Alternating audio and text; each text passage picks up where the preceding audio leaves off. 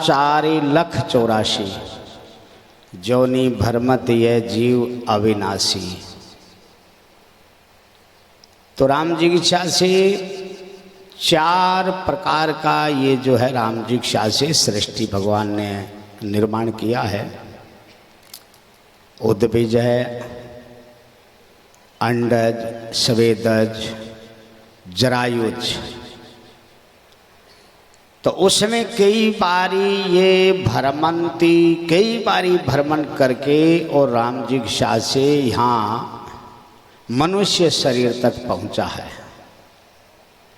और मनुष्य शरीर में भी अगर थोड़ा सा हल्का सा इसको एक अवसर मिला है, इसमें भी अगर ये नहीं चेता और ध्यान नहीं दिया तो फिर तो और गए। जैसे मान लीजिए कोई अंधा व्यक्ति है और वो किसी राम जी की इच्छा से कहीं रात को या दिन में निवास कर रहा है और उसको बाहर जाने की इच्छा है।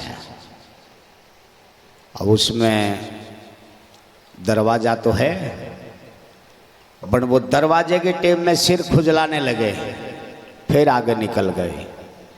तो ये जीवों के साथ में हो रहा है, क्योंकि अभी मनुष्य शरीर मिला है तो कोई कहता है भजन बाद में कर लेंगे, अभी कोई तीर्थ करने का समय थोड़ा ही है, बाद में करेंगे, उम्र होती है। क्योंकि वृद्ध होने के बाद में तो फिर ईश्वर भी कहाँ अपनाएगा, किसको अपनाएगा, कहाँ तक अपनाएगा, किसका बोझ कौन ढोएगा। भाई आपको साधन दिया है, नहीं उस साधन का आपने दुरुपयोग क्यों किया, किस लिए किया। तो ईश्वर ने आपको संपन्न, जैसे कठोपनिषद में आया है प्रसंग एक जगह कि देव दुर्लभ सर्व साधन संपन्न, ये मनुष्य शरीर रूपी रथ दिया है। और इस रथ में राम जी की इच्छा से इंद्रिय रूपी घोड़े जोत दिए गए हैं और मन रूपी इसमें लगाम है। और राम जी की इच्छा से आत्मा रूपी, बुद्धि रूपी सारथी है और आत्मा रूपी इसमें निवास इसके ऊपर विराजे हुए हैं। क्योंकि इंद्रिय रूपी घोड़े हैं। घोड़ा कभी भी आपने कहीं भी बैठा हुआ नहीं देखा होगा, क्योंकि घोड़ा अगर विश्राम करता है तो कहते हैं खड़ा ही वो गिरता है और गिरने के बाद में पैरों को ऊपर करके और वापस जाके खड़ा हो जाता है। तो वैसे ही मनुष्य के अंदर जो इंद्रियां हैं, चंचलम मनः कृष्णा, ये चंचल है। चंचल आप कहते होंगे कि महाराज जी सो जाते हैं तो चंचल कहाँ है, तो रुक जाता है। नहीं, वो स्थूल शरीर से सूक्ष्म शरीर में चला जाता है। तो सूक्ष्म शरीर की फिर इंद्रियां अलग है, फिर सूक्ष्म शरीर से भी एक कारण शरीर में चला जाता है, तो वहाँ की इंद्रियां और अलग है। तो राम जी की इच्छा से ऐसे ही क्या है कि ये 84 लाख योनियां भ्रमण करते हुए एक क्षण के लिए अवसर दिया अपने को, क्षण भर। तो क्षण भर के लिए 84 योनियां कैसे कैसे ये भ्रमण करके आए। तो कहा है कि स्थावरा नाम 20 लक्ष्य, स्थावर जितने वनस्पतियां हैं, वृक्ष है, जड़ियां है, ये 20 लाख प्रकार के महापुरुषों ने उसका वर्णन किया है कि 20 लाख में ये भ्रमण करके आया है।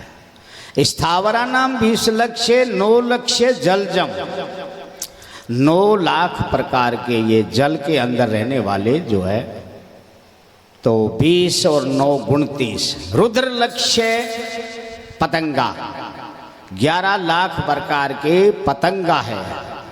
जो देखा होगा सावन भादों में तोए में आवाज़ आती है, चटक चटक गिरता है, बल्ब गिर जाते हैं। और झाड़ू लगाने वाले को किसी प्रकार की कोई दया नहीं आती है कि बेचारे ये जीव मर गए, नहीं, उन्होंने झाड़ू लगाया और फेंक दिया। 10 लाख पक्षी, पक्षी कितने? 10 लाख प्रकार के।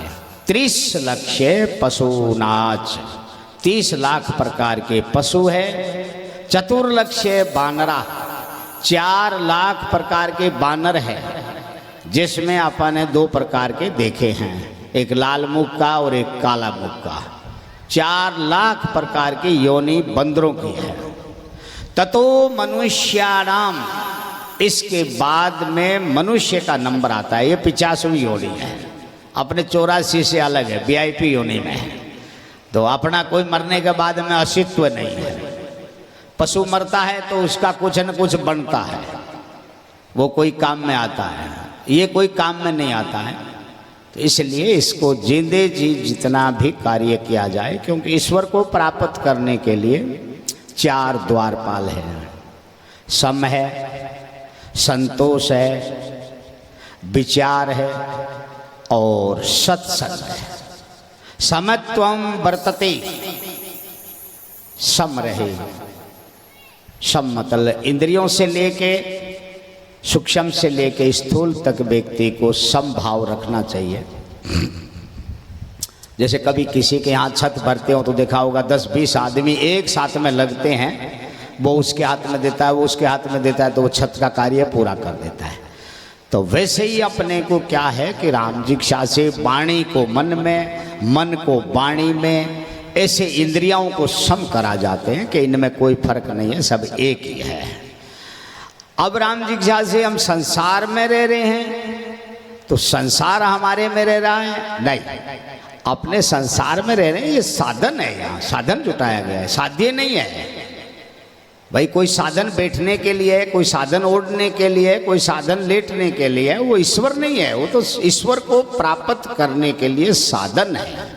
तो तेन तक्तेन भुंजे था, मतलब उसके त्याग भाव से जीव रहे। तेन तक्तेन भुंजे था माँ गृध है कश्य सविधनम। ये संसार कह रहे हैं कि किसी का नहीं है, ये किसी का नहीं हुआ अभी तक और नहीं होगा। आप कितने भी यहाँ पर कुछ भी करो, आपका जो है राम जिज्ञासा से मेन कार्य है जो भगवान का भजन करना। और भजन से अगर भटक गए तो फिर कोई सुनने वाला नहीं है। जैसे कोई पहाड़ी से गिर जाए तो कोई वहाँ देखने वाला नहीं है, गया तो गया। बस ये भाव इसमें रखा जाए। और राम जिज्ञासा से ज़्यादा नहीं तो सम संतोष। संतोष का मतलब होता है, ऐसा नहीं है कि हम कुछ करें नहीं, कर्म से विमुख हो जाए, नहीं, ऐसा नहीं है। कर्म कौशलम वर्तते, जो हमसे हो रहा है उस कार्य को करें। भाई अब जैसे करोगे नहीं तो इतना बड़ा आयोजन कैसे रखा गया? क्योंकि जब करोगे जब भी तो आयोजन होगा।